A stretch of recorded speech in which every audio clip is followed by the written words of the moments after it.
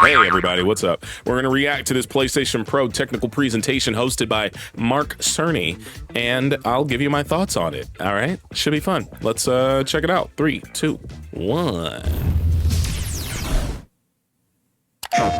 Hi, I'm Mark Cerny. I'm excited to be here to talk about the newest addition to our console lineup, PlayStation 5 Pro, and how it advances gaming technology. But first, I want to take just a minute to look at what we put in the original PlayStation 5 and how it delivers an exceptional gaming experience. When PS5 debuted in 2020, it brought a lot to the table. 8 Zen 2 CPU cores form the brains of PlayStation 5 and enable high-speed complex gameplay, with character counts reaching into the hundreds and frame rates that can be as high as 120 frames a second. PS5 has a powerful RDNA 2 GPU, which can render anything from intricate details to fantastic worlds with vast panoramas to explore. Ray tracing allows for dramatic visual improvements, including reflections off of water or glass, and the realism that comes from real-time global illumination. A custom SSD can load data at breathtaking speed, resulting in ultra-fast transitions between game worlds and data streaming rates so high that traversal speeds are essentially unlimited. You okay? I'm working on it! Tempest 3D audio tech brings an unparalleled sense of immersion to the sound of the games. With audio so real, you may not even need to see the enemies to know exactly where they are. Finally, the DualSense controller has haptics that let you feel through your hands what your character is experiencing inside of the game. It's wonderful to see such variety and richness of game experiences. Creators have made amazing use of the hardware capabilities, but when I talk to them, I do hear about their desire for more graphics performance. The dreams of the developers are bigger than can be supported at 60 frames per second, and that leads to an aspect of modern gaming that we're all familiar with: graphics modes. It can be a difficult choice for players. Fidelity modes emphasize the visuals, typically through higher resolution rendering. These modes might also have enhanced detail or use more ray tracing. But the games only run at 30 frames per second. The visuals can be choppier and the controls less responsive. Performance modes emphasize frame rate and interactivity, typically choosing to run at 60 frames per second, mainly by reducing the graphical detail until those frame rates can be achieved. When asked to decide on a mode, players are choosing performance about 3/4 of the time. Removing that decision, or at least narrowing that divide, is one of the key targets for PlayStation 5 Pro. We want to give players the graphics that the game creators aspire to, at the high frame rates that players typically prefer. To do that, PS5 Pro substantially improves over PlayStation 5 in 3 ways. Here's what we call the Big 3. First, we made the GPU much larger and increased the speed of the memory it uses. The result is rendering that's up to 45% faster. Second, we made major upgrades to the ray tracing, taking a streamlined and accelerated approach that allows calculation of the rays at double or even triple the speeds of PlayStation 5. And finally, we added custom hardware for machine learning and an AI library called PlayStation Spectral Super Resolution, or PSSR for short. PSSR analyzes the game images pixel by pixel and can add an extraordinary amount of detail, which boosts the effective resolution of the games. Game creators are adding PS5 Pro support to new and existing titles, and with the Big 3 involved, the results can be pretty amazing. With graphics showing something like fidelity levels of detail, but at double the frame rate. Here's The Last of Us Part 2 running on PS5 Pro. Do they even have this game? It has huge running amounts at of detail and targets a super smooth 60 frames per second. Let's compare this to the Fidelity mode on PS5, which is only running at 30 frames per second and is therefore much choppier. Yeah, okay. This goal of delivering almost Fidelity-like graphics at performance frame rates has been achieved for a broad set of titles, including Marvel's Spider-Man 2 and Ratchet & Clank Rift Apart, we can see that PS5 Pro is close to doubling the power of PlayStation 5. Okay. Another way to compare the two consoles is to look at PS5 Pro versus Performance mode on PS5, both of which target 60 frames per second. Right. What we see here is a difference in detail. PS5 Pro is much sharper and crisper than PS5. For this, my favorite is the parade scene from Ratchet & Clank. Distant details are much clearer. And Yeah, here we can I see guess. Marvel's Spider-Man 2 is noticeably higher resolution throughout the scene, including the trees and procedural cars. I guess, yeah. So overall, some remarkable improvement to the games. On PS5 Pro, we can see increased sharpness to the graphics or smoother and more responsive gameplay. Sure. This is the big three showing their value. As you've been seeing, machine learning via the PSSR library is being used quite broadly to add pixel detail and boost frame rate. But there are as many approaches as there are game engines. The increase in raw GPU power is being especially effective for Horizon Forbidden West. Apart from the detail boost, that extra graphics power is allowing for improvements to lighting and visual effects, It looks good. as well as to the hair and the skin in cinematics. It looks really Open good. up, guys. Dwarf's orders. Good enough for me. Yeah, okay. Ray tracing is finding broad usage as well, particularly when the games are focused on higher frame rates. The faster hardware in PS5 Pro can make a real difference.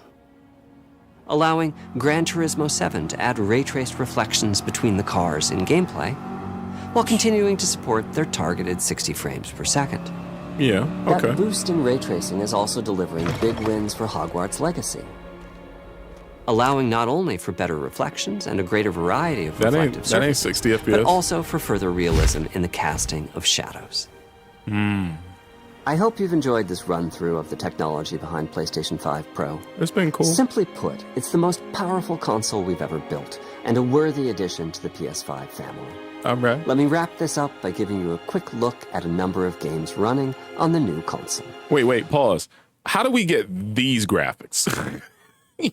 How do we get these graphics? My man's is on like a 89K resolution going at 72 frames per second. I want these graphics. Let me wrap this up by giving you a quick look at a number of games running on the new console.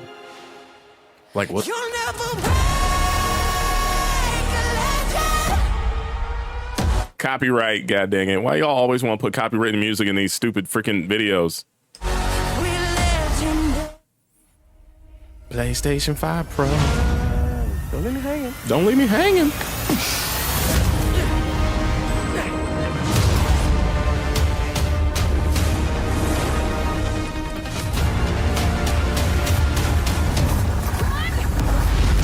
Close your eyes. It'll be worth it. Okay.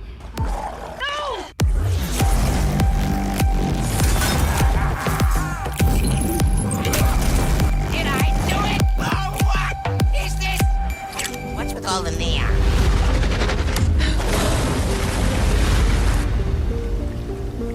Yasuke.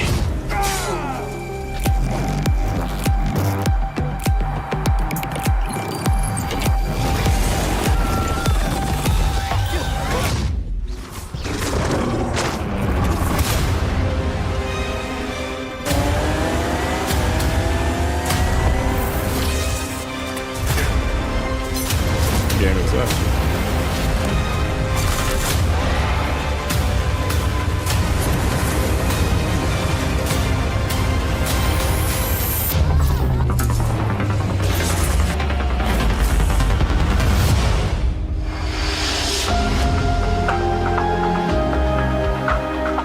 Dang, bro, even the vertical stand is sold separately?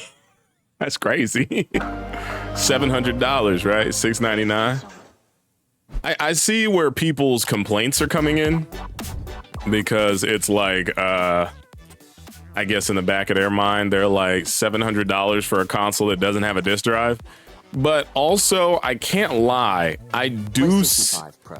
I do see a visual difference to a certain degree. I'm not gonna act like I don't, but I don't think it's like I might not be the maybe the user for that. Also, I'm not gonna lie, I forgot they even made this remodel. This is the current PS5, right? With the little divots and whatnot, and the disc version. I don't even have this. I got my OG one. I got the OG PS5. I don't have this one. And I'm probably not gonna get the PS5 Pro unless Sony would love to hook a boy up, okay? But yeah, I mean, it could be, I mean, I feel like this console would probably be beneficial for when GTA 6 drops, but also in my brain, I feel like in my brain, you say to yourself, well, wait, why didn't you all just plan on building the console out this way originally? And I think, obviously, the response is money, my boy, money, of course, like, you know. So it's fascinating to see that they're going out of their way to make their console improved upon and whatnot. It would be probably cooler if they came out with like a special edition PS5 Pro that had like some sort of collaboration with a cool, you know what? Not even gonna lie. There's for sure gonna be a PS5 Pro GTA 6 version, and the panels on the side are probably gonna only come with the GTA 6 version, and it'll be like a Miami sunset type of looking thing with a matte finish of the main characters on one side and GTA logo on the other. Because I feel like I've seen somebody do a custom version of that, so that'll probably come out soon. But yeah, I don't know. Do any of you have the PS5 current version? The one with the little like line divots that are split between it? I don't have that one.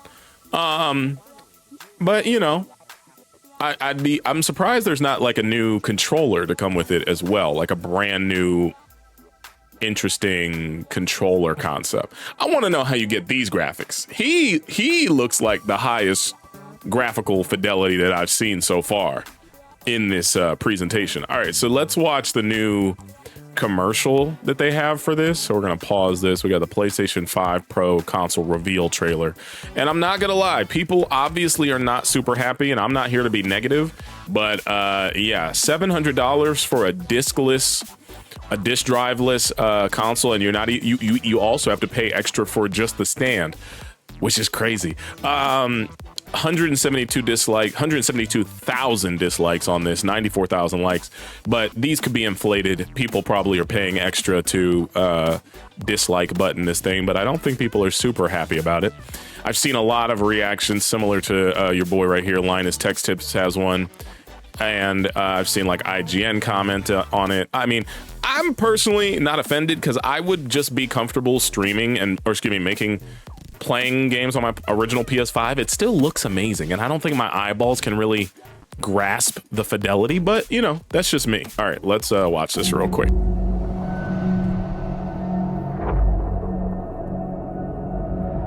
And it comes with 2 terabytes. Don't forget, that's extra.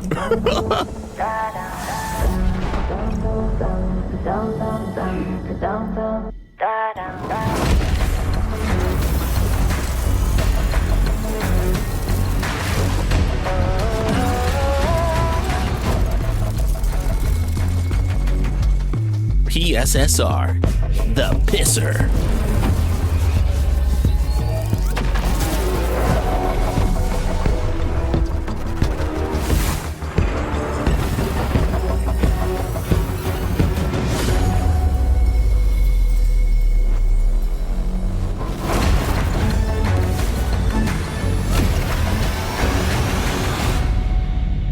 PlayStation 5 Pro.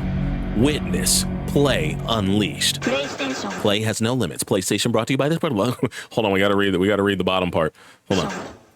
Oh, it doesn't have the bottom part, the information at the bottom. PlayStation does not. Vertical stands still sold separately. You better read that bottom part and also the other stuff that comes with the blah, blah, blah, blah. You know how it does that? Yeah. 222,000 dislikes. Jesus Christ. $700. No disc drive. No stand. Incredible. Huh. Dang, I want to see if I could hit my PlayStation contact right now and be like, yo, we'd love to make some content about this. Because I would. I got nothing against them. It's a business. They got to make their money. I don't know what else we're thinking. Did we think it was going to be free or cheap? Also, random factoid. I don't know why, but I was curious to see if Xbox had come out with a new model revision, and it looks like they dropped this 3 months ago some new consoles. I don't know what was happening 3 months ago. Maybe it was during Summer Games Fest or something, but they got their like pro models. I guess these are the pro models. I don't know what the prices are, but let's check them out.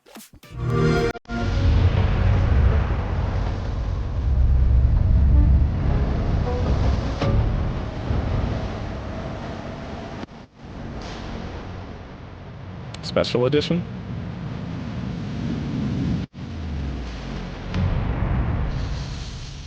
Oh, they have a white one? I didn't know that.